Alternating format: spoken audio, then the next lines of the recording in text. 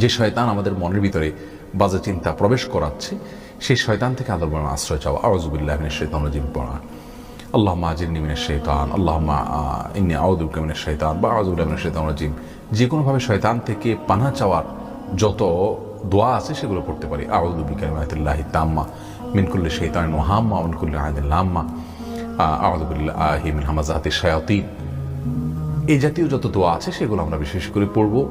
সেই সাথে বাজে কর্ম থেকে বেঁচে থাকলে বাজে চিন্তাও মানুষের মধ্যে কম আসে। সুন্দর পরিবেশে, নেকের পরিবেশে, ভালোর পরিবেশে যত বেশি সময় ধরে মানুষ কাটাতে থাকে, তত বেশি মানুষের মধ্যে বাজে চিন্তা দূর হতে থাকে। আল্লাহ রাব্বুল আলামিনের কাছে আমরা আশ্রয় চাইব, আর নিজেরা পরিবেশগতভাবে ভালো পরিবেশে যথাসম্ভব নিজেকে লাগিয়ে রাখার চেষ্টা করব।